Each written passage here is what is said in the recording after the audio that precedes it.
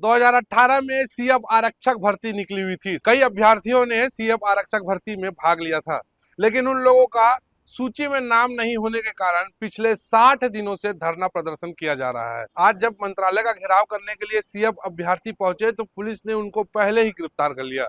नमस्कार, मैं गौरव तिवारी, आप मेरे साथ देख रहे हैं भरोसा 24, सच्ची बात भरोसे के साथ। 2018 में सीएफ आरक्षक पद को लेकर भर्ती प्रक्रिया राज्य सरकार की ओर से निकाली गई थी, जिसमें कई अभ्यर्थियों ने भाग लिया था। अभ्यर्थियों ने कड़ी मेहनत कर परीक्षा भी दिलाया, लेकिन लंबे समय से भर्ती सूची नहीं निकलने के कारण अभ्यर्थियों में काफी नाराजगी है। अभी आपको स्क्रीन पर कुछ युवाओं का भीड़ दिख रहा होगा। इनकी संख्या टोटल 417 है। ये सीएफ आरक्षक भर्ती प्रक्रिया 2018 में परीक्षा दिला चुके हैं। 7 साल से नियुक्ति का इंतजार कर रहे हैं।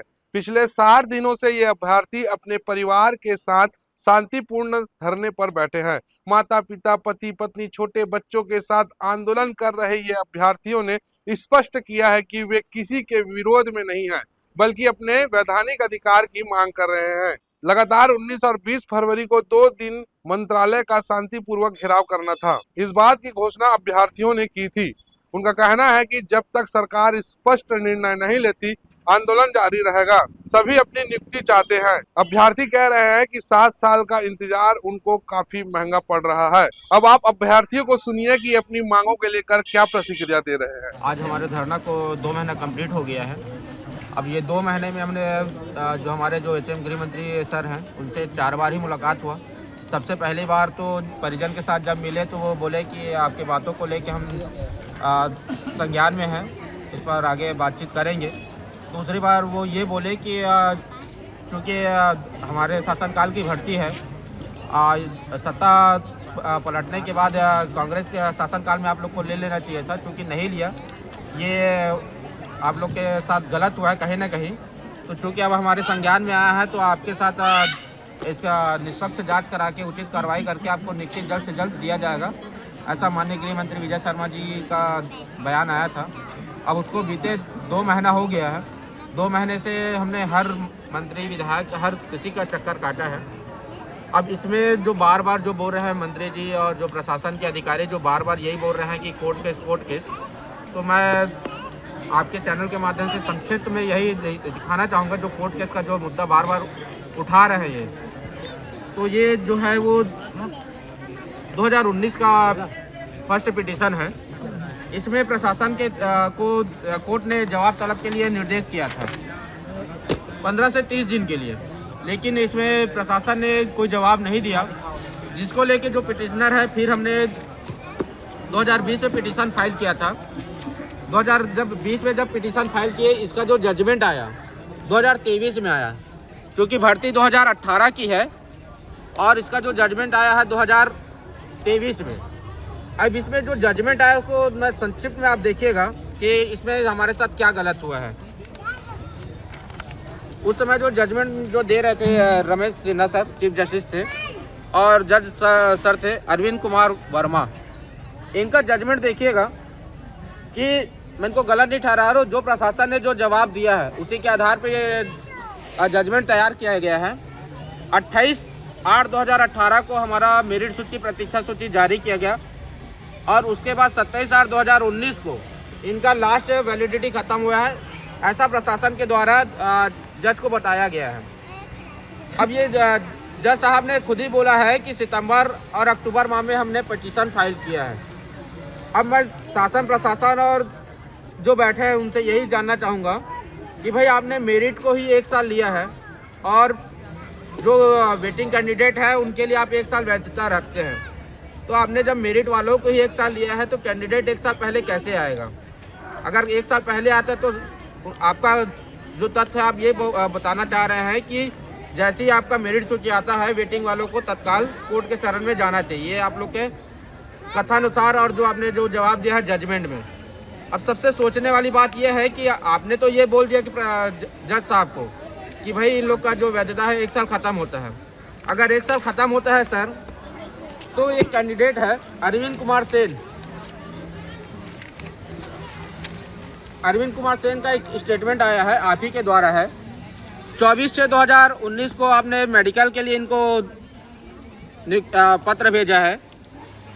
इनका जो मेडिकल होने के बाद नियुक्ति के लिए आपने कार्रवाई किया है 29/6/2019 को, 24/6 को आपने मेडिकल कराया, 29/6 को 2019 में नियुक्ति के लिए पत्र भेजा।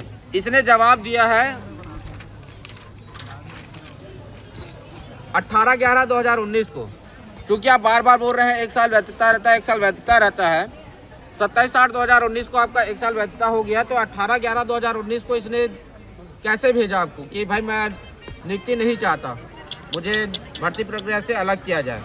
तो आप देखेंगे सर कि इनका खुद का भर्ती 1 साल से ऊपर चला है। तो आप बार बार ये आप हवाला मत दीजिए कि आपका 1 साल ख़त्म हो गया, 1 साल ख़त्म हो गया। आपकी भर्ती जो है 2019 से स्टार्ट होकर 2020-21 में ख़त्म हुआ है, इसका प्रमाण हमारे पास है। और आप बोलते हैं कि पोस्ट नहीं है, तो इसमें आपने 13(2) का नियम आप ही ने बनाया है कि अगर भर्ती प्रक्रिया के दौरान किसी की मृत्यु होती है, प्रमोशन होता है, उसके बिहार में जो आपने 25% जो वेटिंग वालों का जो रखा है उसको आप लेते हैं। तो आपने तो हमारा एक भी पोस्ट नहीं लिया। तो कहीं ना कहीं इसमें पिछली सरकार जो कांग्रेस की और जो प्रशासन में बैठे उस समय के अधिकारी हैं, उनकी जिम्मेदारी बनता है कि अगर पोस्ट खाली था तो हमको लिया क्यों नहीं गया। तो उसी को लेके हम 7 साल से मेहनत कर रहे हैं।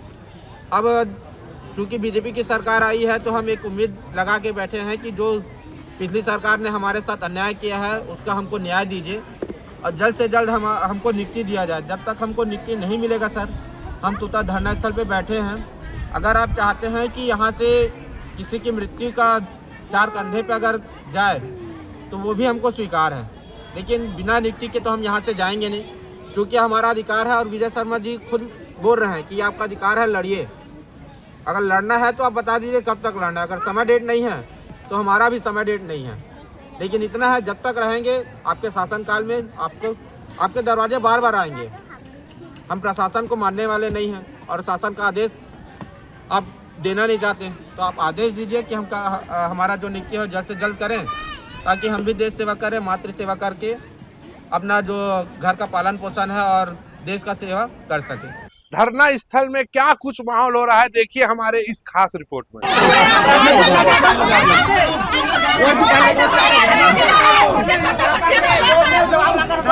जवाब नहीं दिया। आज वही बलपुर लोग आज हमें फिर दिखने को मिल रहे हैं। कांग्रेस काल में वही दबाव आया था प्रशासन के ऊपर, जिससे हम वंचित रहे 5 साल तक।